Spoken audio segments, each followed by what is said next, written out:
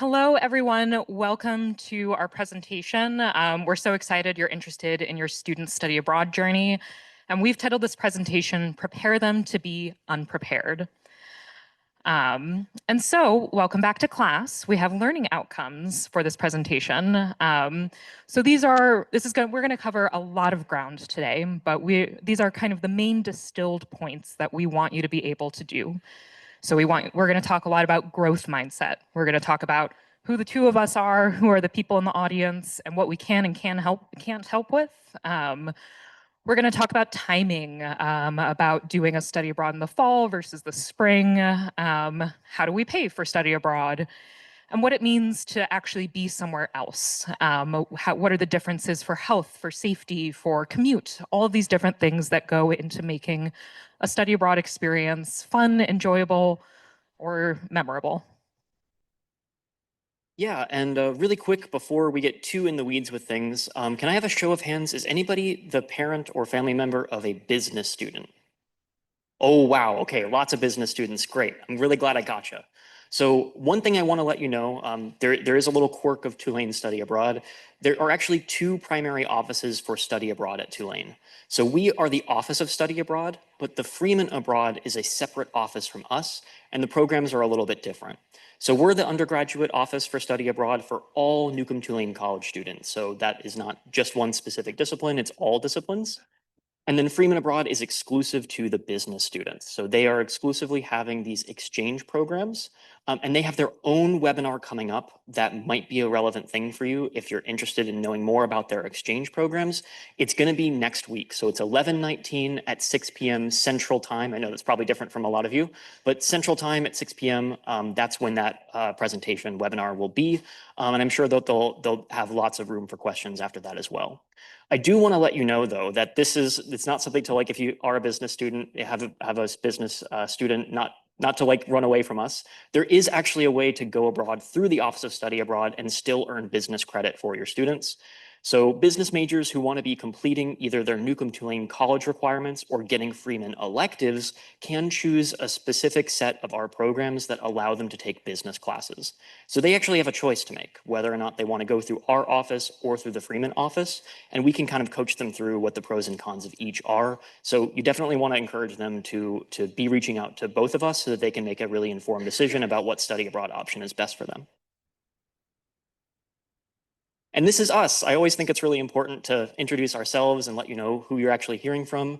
So my name is Mike Weisnant. I'm a study abroad advisor in the Office of Study Abroad. And we also have Sienna Farrar. She is our assistant director specifically for study abroad advising.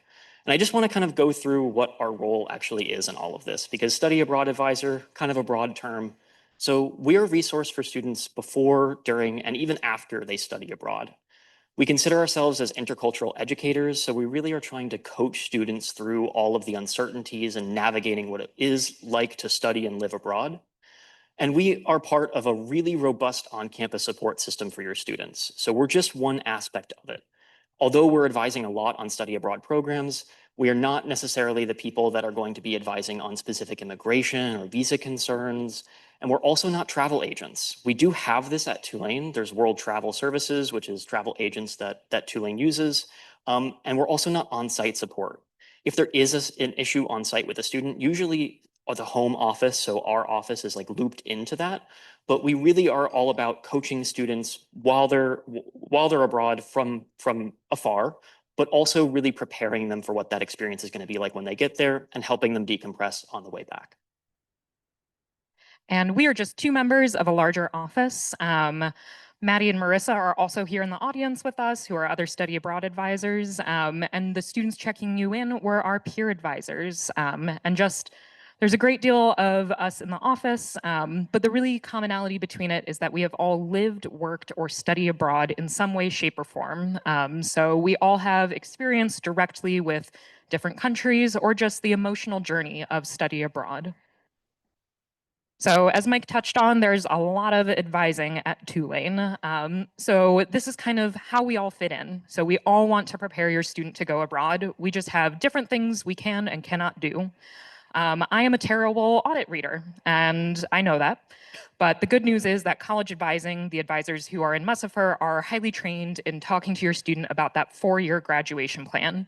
What they're less good at is talking about the specific nuances of academic differences between going to a British university versus a Americanized study center, or how to find those syllabi, or all of those kind of like nitty-gritty study abroad intercultural specific details. Our office breaks down by major advising, but we are not their major advisors. So we all work closely with the student's major advisor, but ultimately departments have the final say on whether credit counts or does not count. We can help a student kind of distill if their ask about a class is going to make sense, since we know our major departments pretty well, but we are not the final say. But what we all have in common is that your student will be talking to us the semester before they go abroad. And we all want to prepare your student so that they graduate on time and they have a good learning experience. Yeah, so we mentioned at the start of this that this is a little bit of a class. So our topic today is really about preparing your students to be unprepared for what is going to happen when they study abroad. So I want to take a moment right now and just pause, and you don't have to answer out loud or chime in or anything, but I want us all to like reflect on something. When was the first time that you truly felt like an adult? I can think of the moment for me. And then, do you feel like your student's an adult? I think that's a really important question to ask yourself. Because one thing that's going to happen with study abroad is that it's an additional negotiation of their adulthood. They're obviously full adults legally, and they're here at Tulane, and they're having a different relationship with you now than they did previously.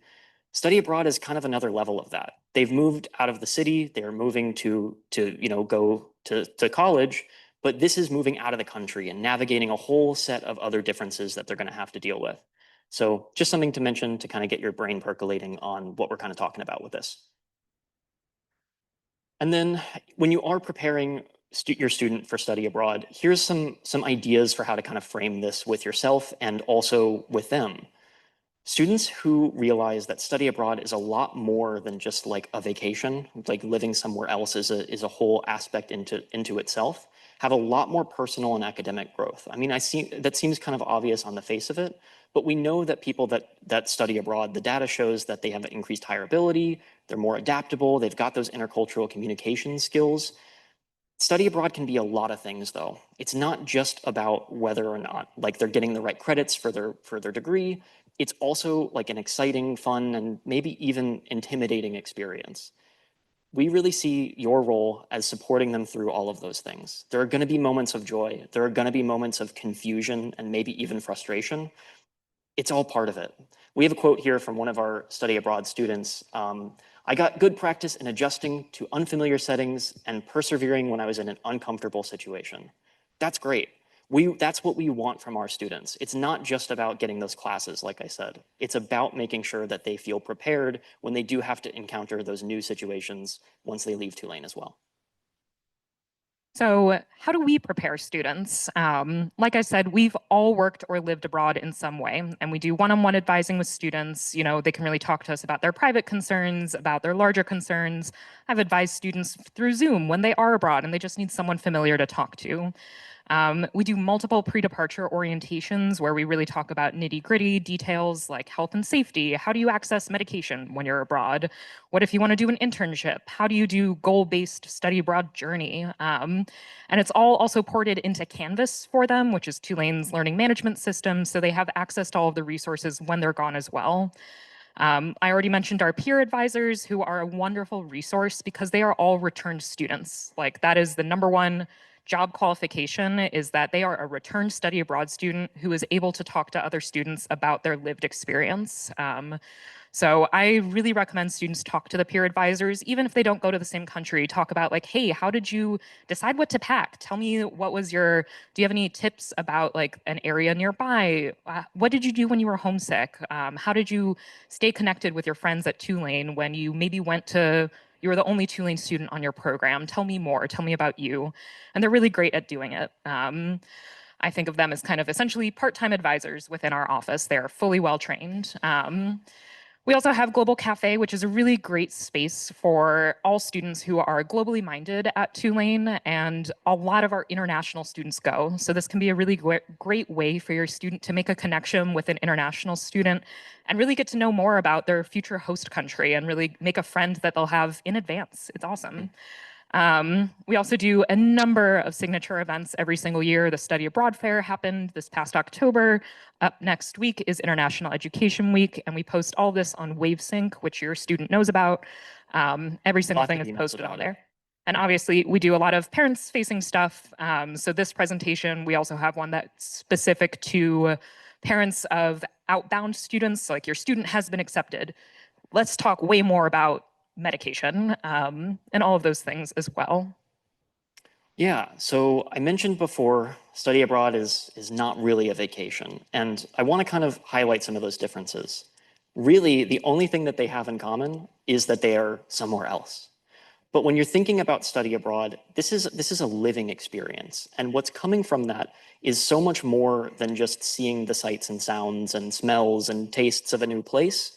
It's also dealing with all the things that they have to deal with on a daily basis, just like they have to deal with them here.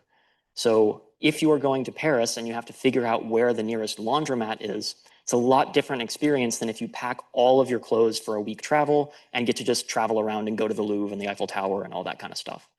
When you have to actually negotiate with the world around you and do that living, learning thing, students grow a lot more from that, but it's also a lot tougher.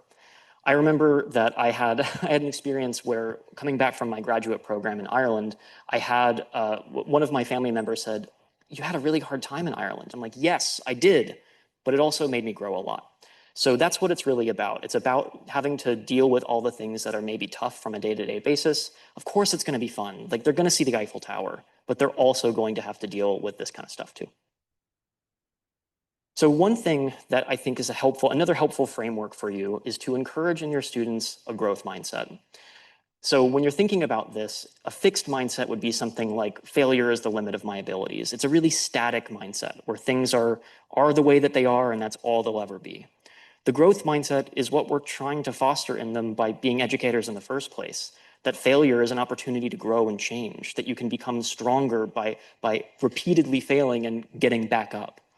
So if you want a resource to help with this, there's a book called Mindset, The New Psychology of Success. And this is kind of where we're getting this framework of the growth and fixed mindset.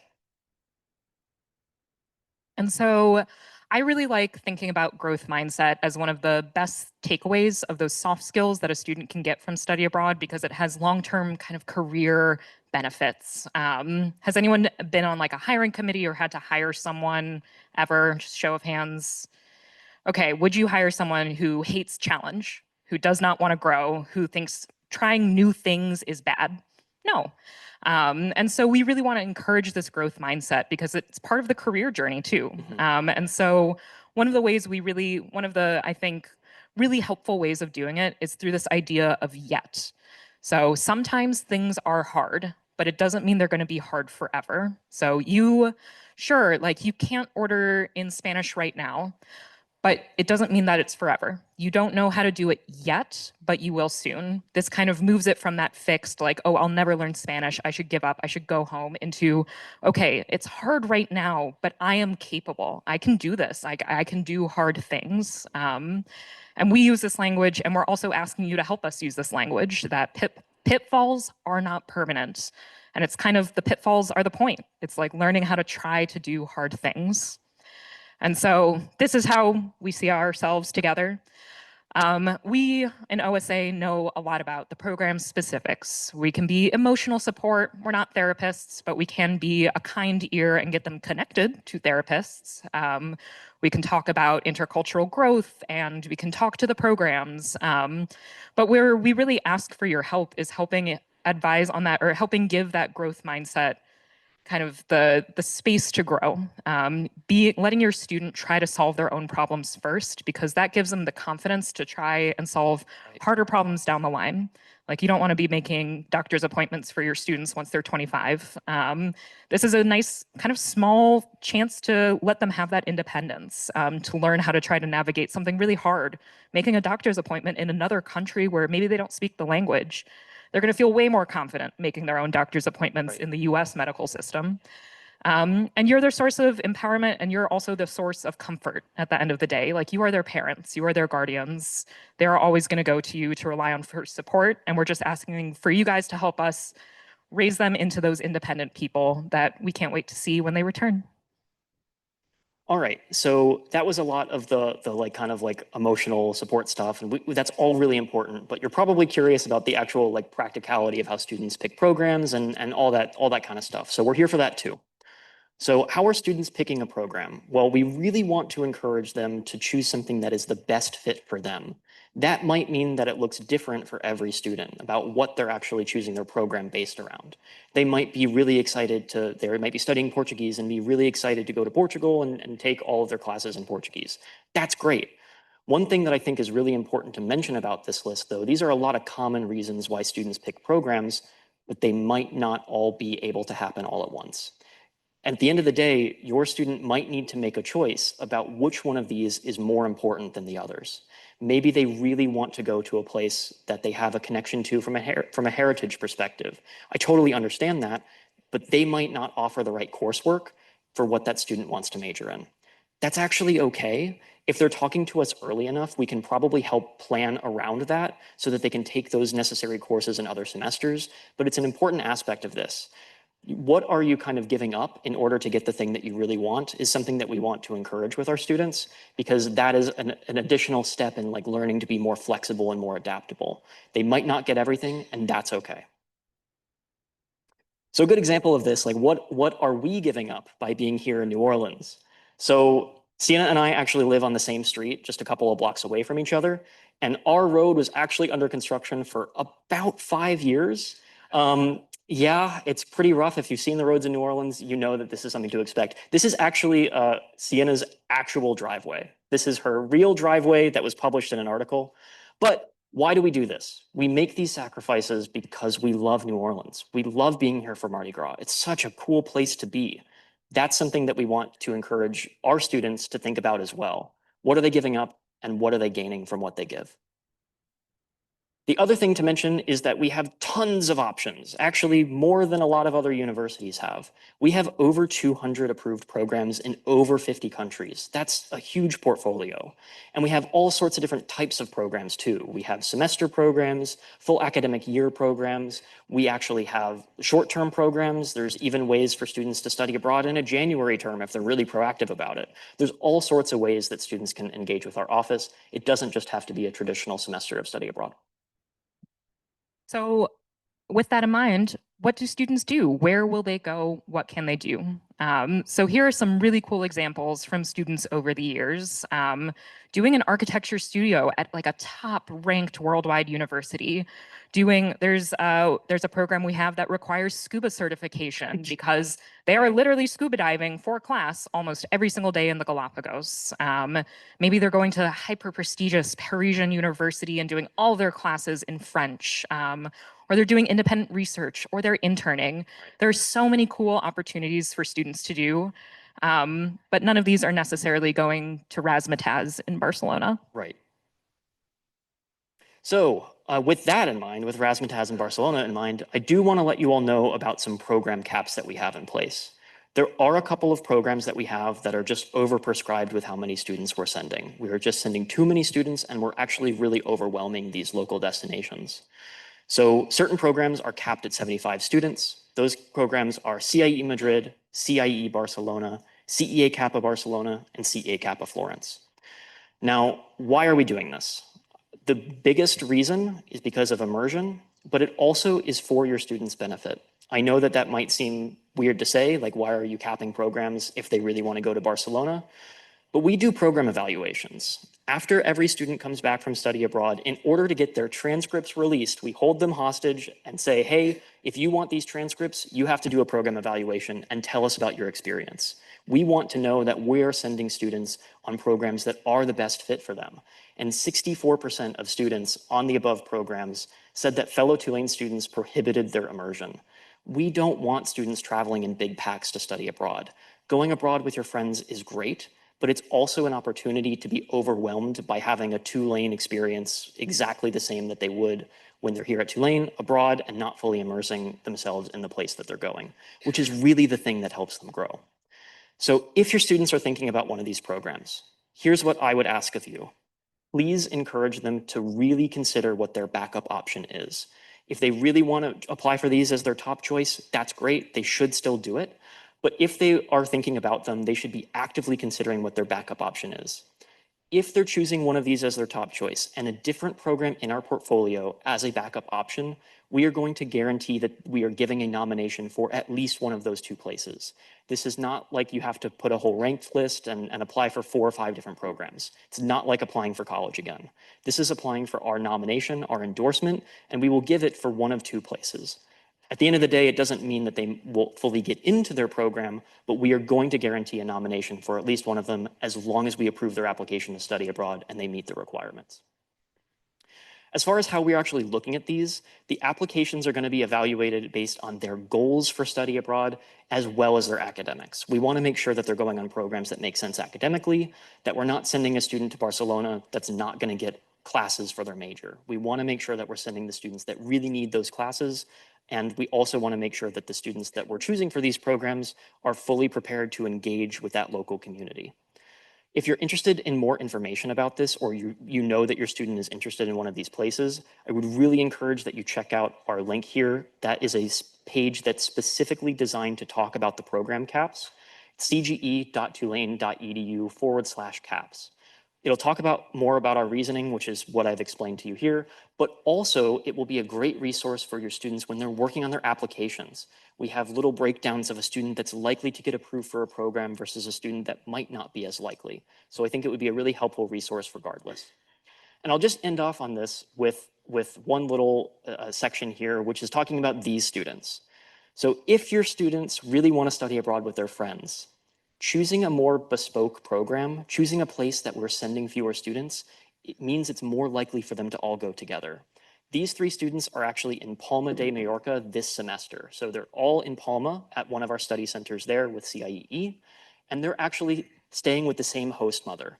They knew that they wanted to study abroad together, and they specifically chose a program that had fewer students so they can all go and share in that experience, which I think is a really great mindset to have. They actively made the sacrifice. We are not going to go to one of the biggest locations so that we can all go on the same program and have a great time. So there are ways around being able to go on a program with your friends, of course. And then the last thing is that these caps are not there because we don't think that these programs are good academically. We want them to go on these programs still. So if they really want to be on one of these programs, what they might have to give up is a fall semester of study abroad. Tulane is a big fall sending school. We send probably about 1,000 students abroad in the fall and about 1/10 of that in the spring. So if students are choosing the spring semester, they're much more likely to be guaranteed the location that they want and the program that they want to do. Okay, so as far as immersion goes, one other big aspect of that is, of course, where they're actually going to be living. So the way housing works on study abroad programs usually breaks down into one of 3 types. There's dorms, similar to what they're experiencing here at Tulane. There's apartment style housing, similar to like an off-campus apartment. And then there's also homestays where they're staying with a local family. All of these are going to vary a lot based on the program, and even the same program might have different variants between 2 different students. The specific program that exists in Florence might be able to get one apartment for one student and have to have a different apartment across the city for a different one. So there is going to be a variance in that housing regardless of what program they're doing and in between programs. I also want to really mention that this is not a vacation home. This is going to be a living learning experience where they are going to be living as the locals do. So they are going to be fully immersed in that place, which is going to mean that it's different from getting, a fancy, expensive hotel in that location. This isn't a vacation experience. This is a living experience. There is currently a global housing crisis. I'm sure you all know about this already. But one thing that I do want to mention is that students are not guaranteed to get their first option here. There might be the case where a student is really trying to stay in an apartment, but they have to stay in a dorm because that's what the program has on offer. These days, we're seeing that be less of a problem. So most of our students are getting their first choice of housing, but it's an important thing to mention regardless. On-campus living that we have here at Tulane is actually pretty rare outside of the US ecosystem for campuses. Most of our students, especially in Europe, are going to have a sizable commute regardless of the program they choose. I would expect up to an hour, I think is probably a realistic expectation. So it will be a different experience than what they're currently having at Tulane. Independent housing with friends is a question that we get a lot, and it's strictly not allowed on our programs, and it's really highly discouraged for the similar reason of cultural immersion. We want to make sure that students are also on vetted housing. There have been instances where students have tried to pursue independent housing and end up with like a fake Airbnb that didn't match up, the pictures didn't match up with the reality, that kind of thing. If they're going abroad through our office and the program guarantees them housing, we require that they are on that housing, but it also means that they're guaranteed that. And finding housing abroad on your own is actually really challenging. So this is actually a good thing for them as well. And so housing at Tulane, we also have the director of HRL here who will answer questions at the end, or can you wave? Thanks. Hi, Kyle. So one of the big ones, and we talked about kind of the consideration of semester, is off-campus housing and on-campus housing. And then now CAPS also intersect with this as well. So students who go in the fall semester are released from the third-year residential requirement. This is not true if they go in the spring. They must live in the dorm in the spring semester or in the fall semester if they then study abroad in the spring. However, for students who end up signing an off-campus lease, it's going to be hard to find a subletter. I'm just going to be very honest with you. I would say you would probably realistically have to budget for paying for that empty bedroom for that semester. And I also want to warn that there are a lot of predatory landlords in New Orleans, especially with this residency requirement changing. A lot of the landlords are putting the heat on your students to sign leases that they probably should not be signing. If you take a walk around Tulane's campus, there are for rent signs all over the place right now for the fall semester of places I have never seen a for rent sign on in my life. And I've been involved in Tulane since like 2013. So these landlords are definitely trying to put the squeeze on a lot of your students. And I don't want to see them locked into paying more unless they're kind of going in with that as an active choice that y'all are making together. Because students have to pay housing to their program while they're abroad. So if they sign that off-campus lease, they can't get a subletter. They are paying for that empty bedroom and they are paying for the housing abroad. Versus if they go in the spring semester, it's HRL housing for that fall semester, and then off-campus, and then the program housing for the spring semester. And they're also all allowed to live off campus senior year anyway. But it is pretty significant price differences between the two semesters. And these are just ballpark estimates. Rent changes, it's definitely gone up over the years. But this is like rough approximate numbers. So there is definitely a financial choice between semesters that we just want to make sure y'all know about. And the other one, billing. So Tulane, like a lot of our peer institutions, we use what's called a homeschool tuition model. And so we do this because it guarantees that Tulane students have Tulane transcripts while they're abroad. Essentially, like the best way to explain it is that in Tulane's eyes, on the billing front, they are an off-campus student. So they're still paying Tulane the tuition they currently pay as if they had stayed on campus. So if your student has scholarships or has federal loans, they can still use it. And then Tulane uses your payment, loans, et cetera, to pay the tuition of the program. So you're not paying double tuition, it is just Tulane tuition. Housing is paid to the program, as I said, and we do the system because it allows students to keep institutional scholarships. Some scholarships do have continuous enrollment clauses. We want to make sure that your student retains their money. And federal aid is tied to students being at degree granting US institutions, and we want to make sure they still have access to that money as well.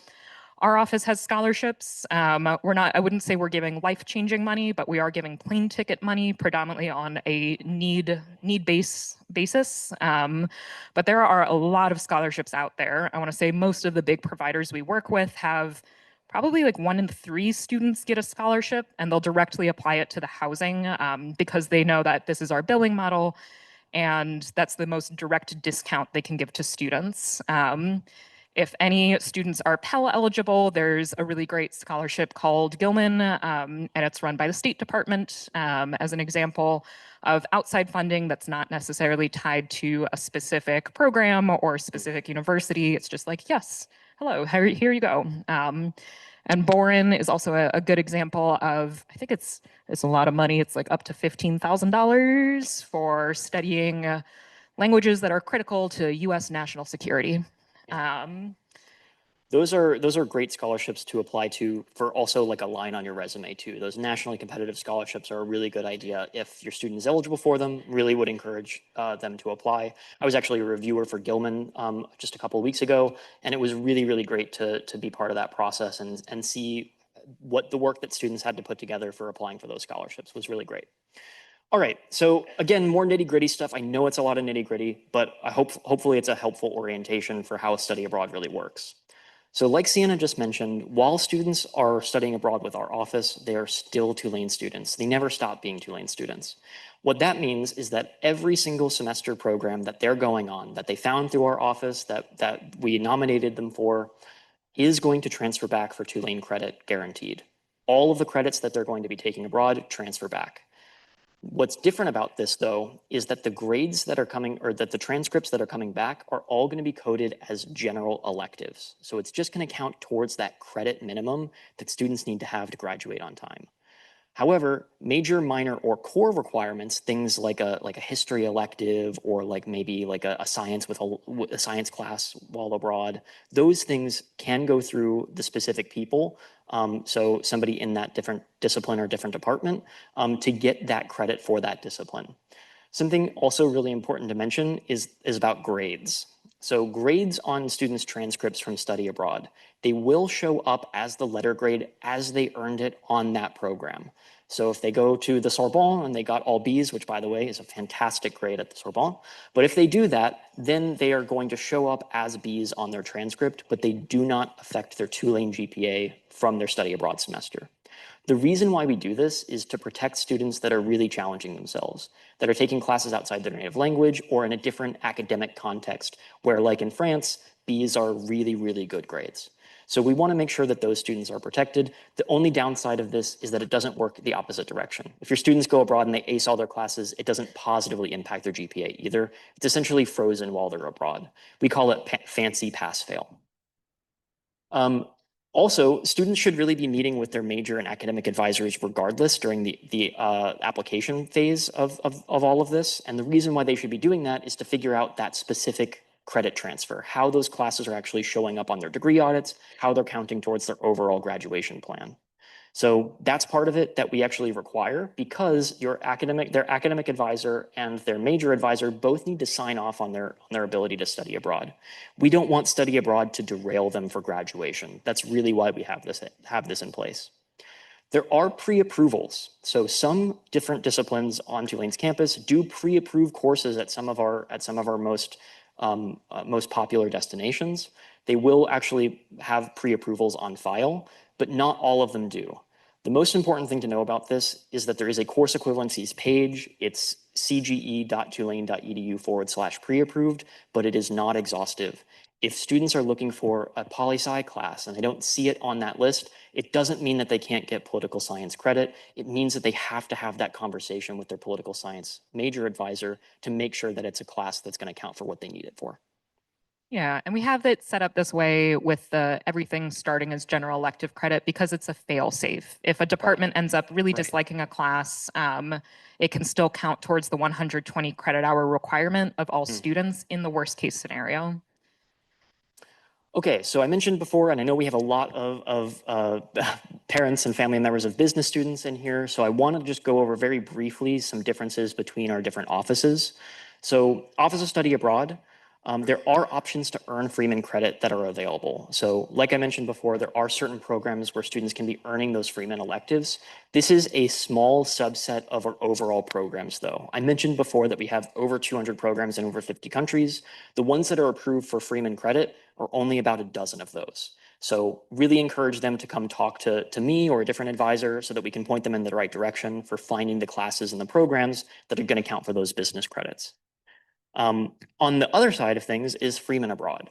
So why a student might want to choose the Freeman Abroad programs is because they offer the smoothest path for degree progression. Through our programs, what they are going to be earning for their business degree is business elective credit. They're not going to be earning a lot more credit than that. It's like a couple of electives for business, which is fine. It will keep them on track for graduation. But if they really want to be taking a full suite of business courses abroad, they should probably be going abroad through Freeman. Their policies and the way that you even apply for study abroad is vastly different from ours. So I really would recommend going to that 1119 webinar with Freeman to learn a little bit more about their programs.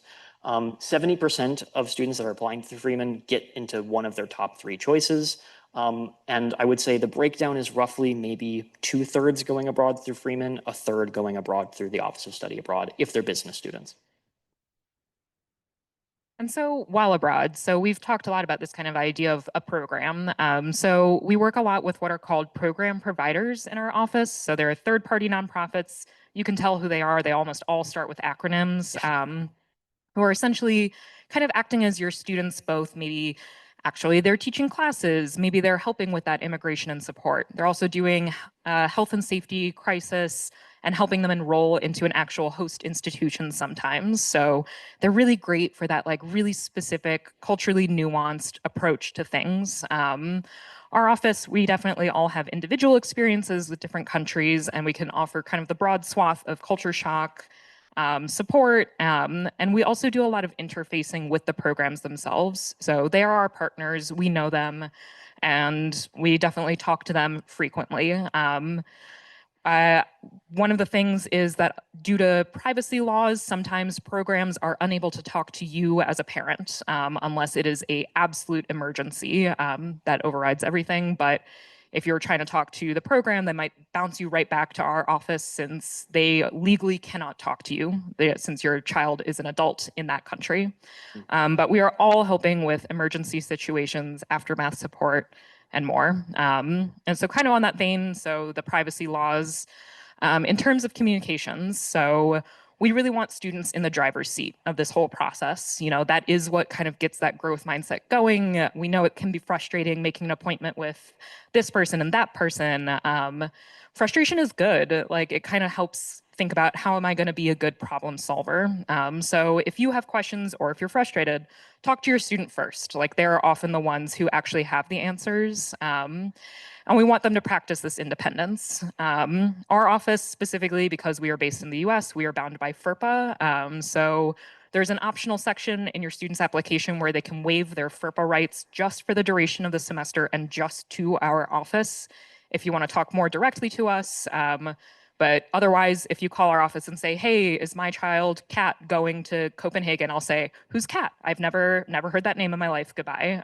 So we take the privacy rights of your adult student very seriously, and they have that option to waive. One that comes up a lot, especially when students go home for Thanksgiving, is that we ask that if you want to be in an advising appointment, your student also has to be there. Like they are driving the seat. We do not do one-on-one parent advising appointments just because they're the ones who are going to be doing this lived experience. I'm very nitpicky, just so we can always double check that FERPA waiver. Please give us your student's full name on the phone when you call us.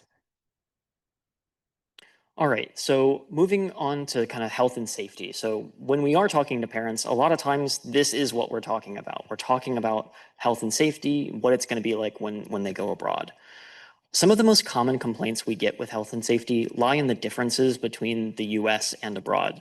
It sounds really silly, but we actually get a lot of complaints regarding secondhand smoke, things like transportation differences, like the buses being canceled or that kind of thing, and like the taste of the tap water and that sort of stuff are some of the things that we actually hear the most about.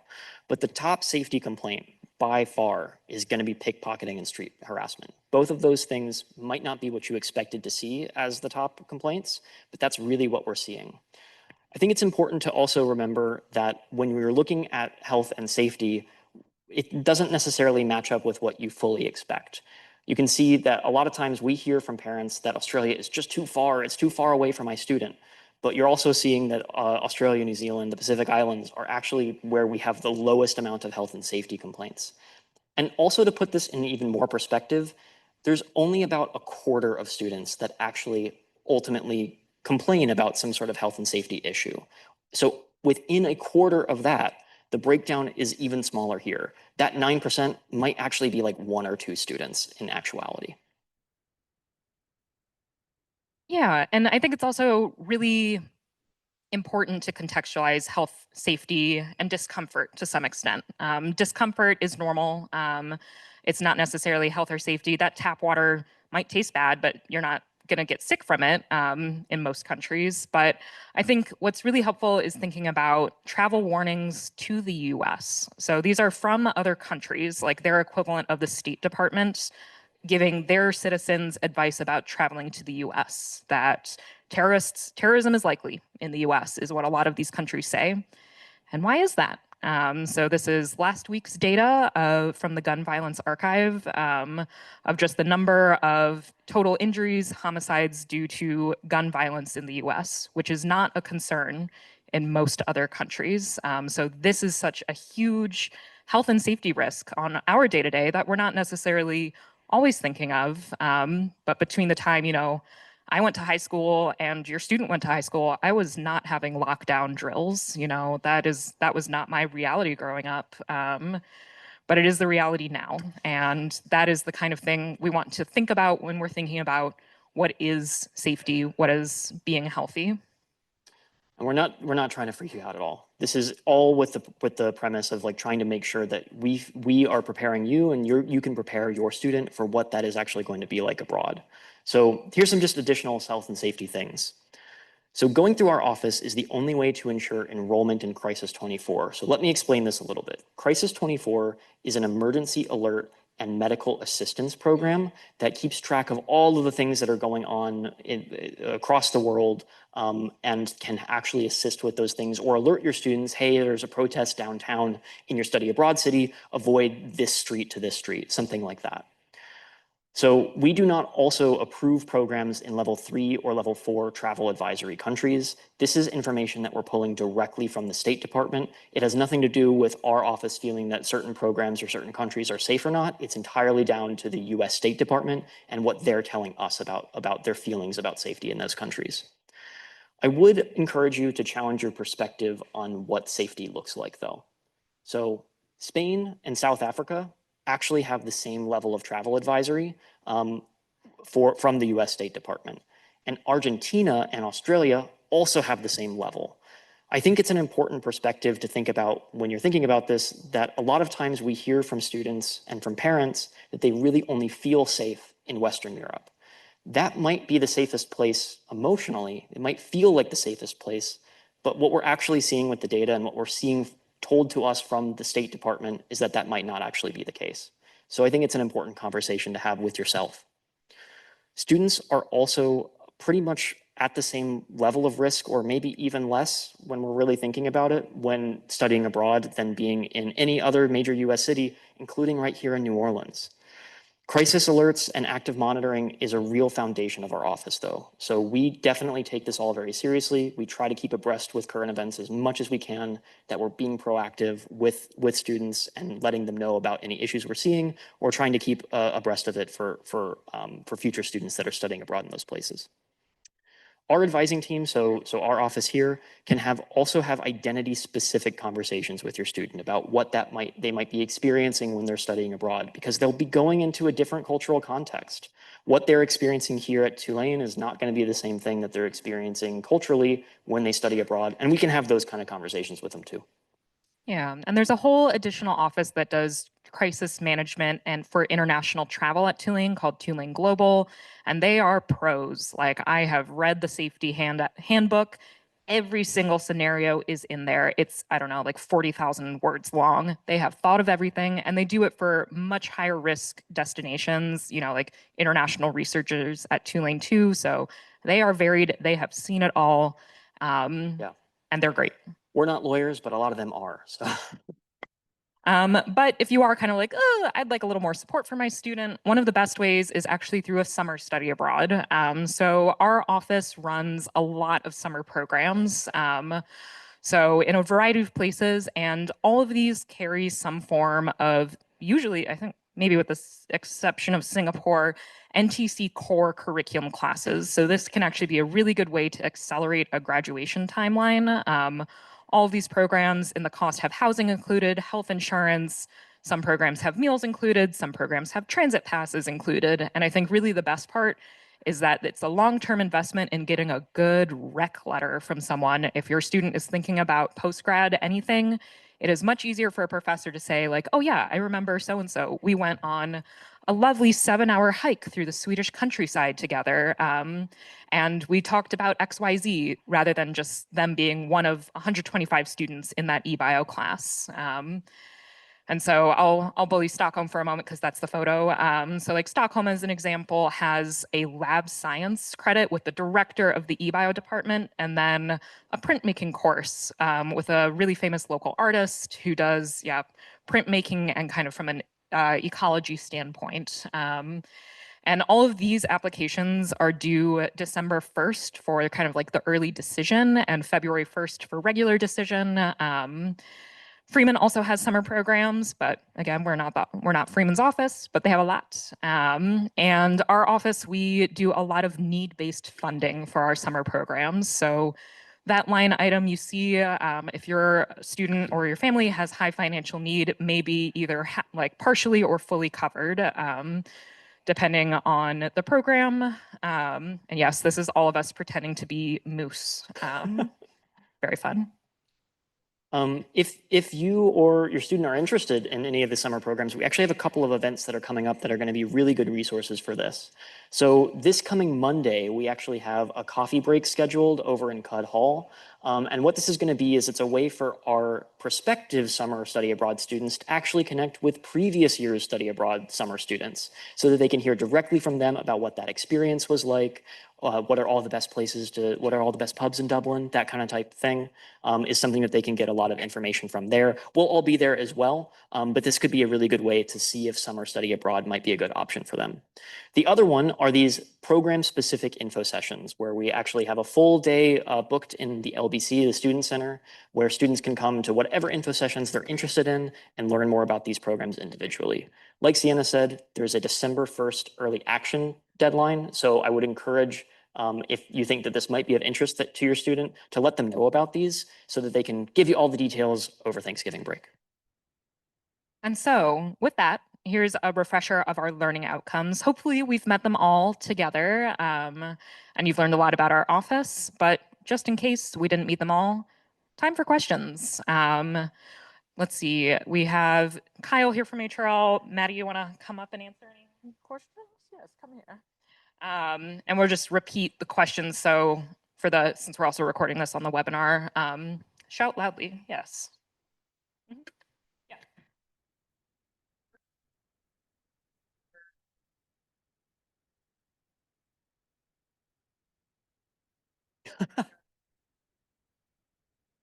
Fancy pass fail. Yep. The question was, if my daughter's department approves a class, pre-approves a class, will it come back as it like as with the fancy pass fail or something else? And it's all fancy pass fail for all any student through our office. Summer is a different thing though. So for our internal summer programs, the ones that we were just talking about, those are Tulane professors teaching Tulane classes. Essentially, that's Tulane summer school. So those will be factored into a student's overall Tulane GPA because they're taught by Tulane faculty.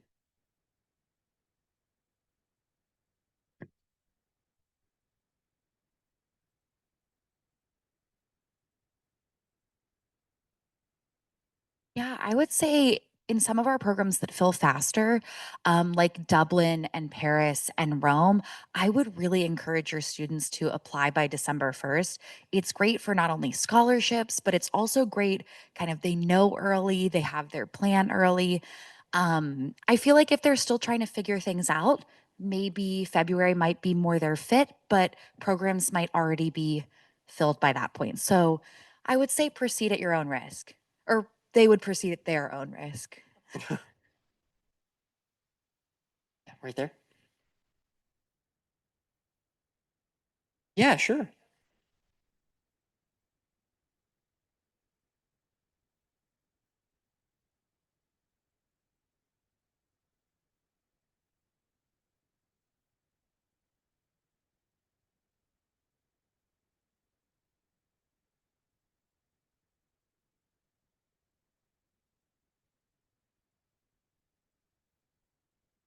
Yeah, so all students are automatically registered as long as they go through our office for international health insurance. You're probably referencing a letter that we provide that for a visa that, or potentially that is kind of proof of coverage. But all students, when they go through our office, have international health insurance with very, very good coverage. Yeah. Yes, include everything. Yeah. When in doubt, include that thing.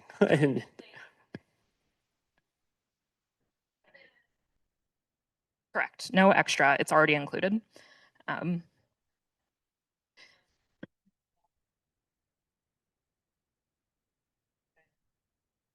Great question. I can take this one. So the question was about timing, about when students should be thinking about study abroad and when should they be doing specific programs. So I'll start with summer. So with summer, students can do that any summer semester that they would like, in between freshman and junior year, or freshman and sophomore year, in between sophomore and junior year, et cetera, et cetera. They can do it through any summer.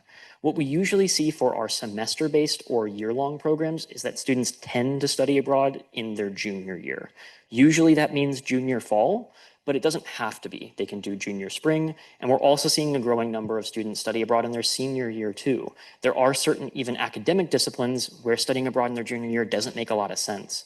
We have an architecture program that has 4+1, so students are doing like 4 years and then a kind of a supplemental master's degree that's included in that. And for those students, it makes a lot more sense for them to study abroad in their senior year. So this really can vary based on what the students are studying, but the vast majority of our Tulane students are probably studying abroad junior fall or junior spring.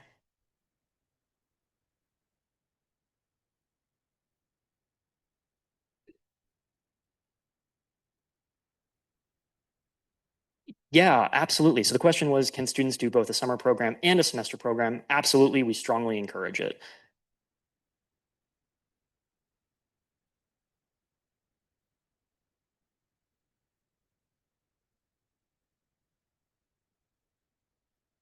Yeah, great question. So the question was about when is too early. So I would say that the earliest technically that students can study abroad would be the second semester of their sophomore year, so sophomore spring. We usually don't see that though. I would say students should be really thinking about study abroad in their sophomore year, and then they should be deciding whether or not they're doing junior spring or junior fall, and then applying the semester prior to when they want to be abroad. So a student wanting to study abroad in the fall semester of their junior year would apply to us in the spring semester of their sophomore year. yeah. Sure, yeah.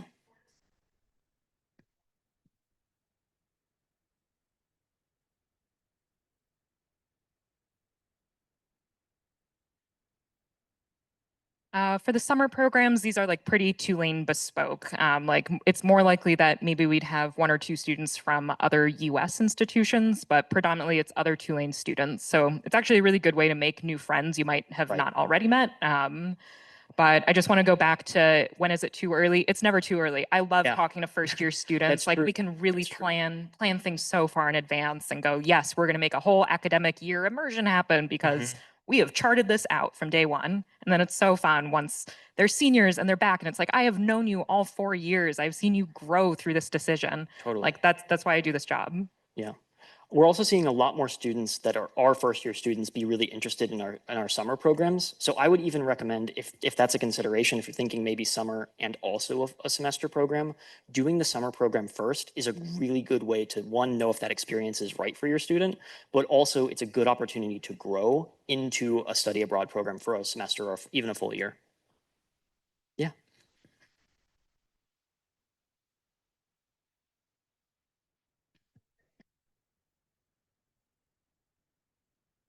Great question. So the question was, if a student wants to apply for both a Freeman program and an Office of Study Abroad program, can they do that? It's a little tricky to answer this. The short answer is yes. The longer answer is it's complicated. So let me explain a little bit. So when students are studying abroad through our office or through Freeman, they're doing vastly different ways that they're applying. With our office, they're applying for a nomination and an endorsement. With Freeman's office, they're applying for a ranked choice of their exchange programs. We both have the same deadline. So February 5th for fall of 2026 is the deadline for both offices. But here's where it gets really tricky. Your student might not know whether or not they got the placement that they want at Freeman before they would need to commit to one of our programs. So they could technically apply for both, but whether or not it makes sense in the timeline of things, that I'm less sure about. What I would recommend personally is that if you have a student that wants to apply for both offices, so both Office of Study Abroad and our office, you can do that.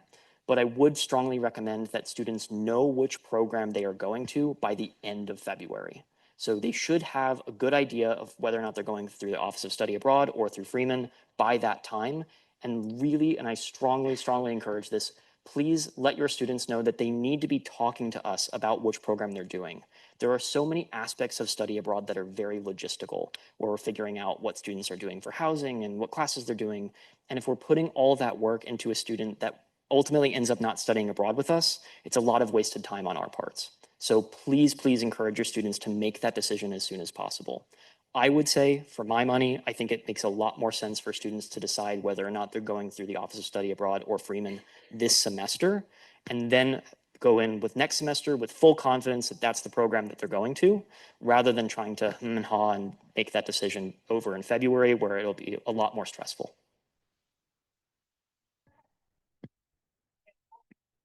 Yeah, totally.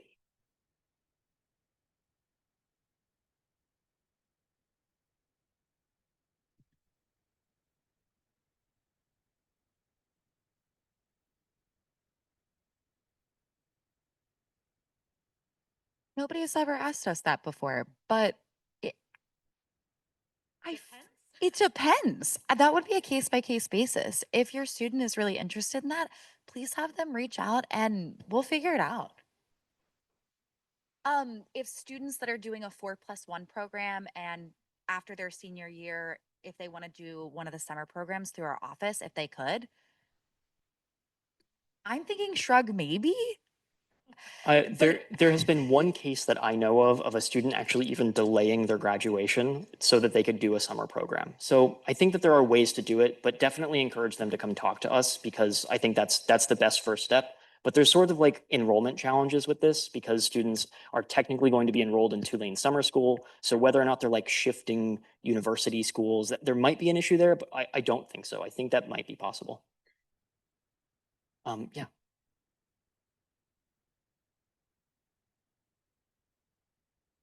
Got it. So the question was about like the 529 Louisiana plans or those sorts of things. That's a scholarship, right? Since we're doing the homeschool tuition model, you could still, it's still educational expenses, like Right. whether you used it to pay for tuition or used it to pay for the housing of the program. I think kind of depends on the specifics. I'd probably direct you also to financial aid and accounts Right. receivable just to like triple check, since our office isn't able to even see students' financial aid information without them waiving. I would definitely triple check with them. I don't foresee why it would be an issue though. Almost always the educational costs are going to be exactly what you are paying for a semester of tuition at Tulane.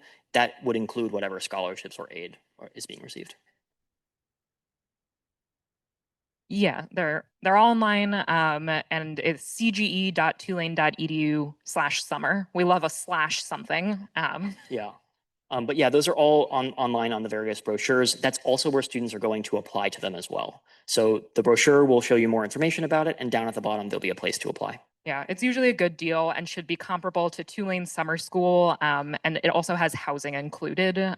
So it might even be break even. You have to include obviously a plane ticket to get there, but Mhm. might usually breaks even with summer school. Right. Better location, better temperature in the summer. Final question, and then we'll hang back for one-on-one advising. Way in the back. Yes.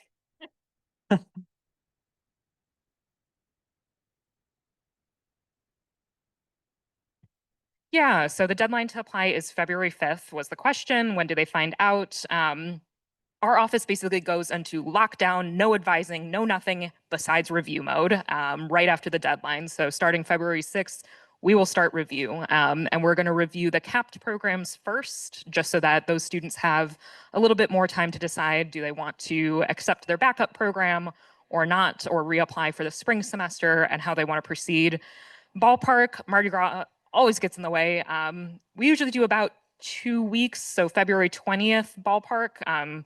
Yeah, no, we don't do any appointments. We only review. We try to get it out as fast as possible. So February 20th this year. There is an official decision date that we have on our brochure page as well. So we have February 5th as our deadline to study abroad, and then there's February 26th, I think, is our official Commitment date.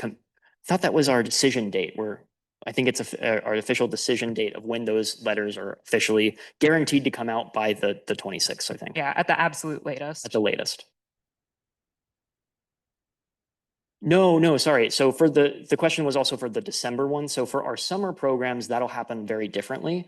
So we'll all review those programs individually right after the December deadline. So your students should probably know whether or not they got into our summer programs before winter break. I would say that's a good timeline to think about.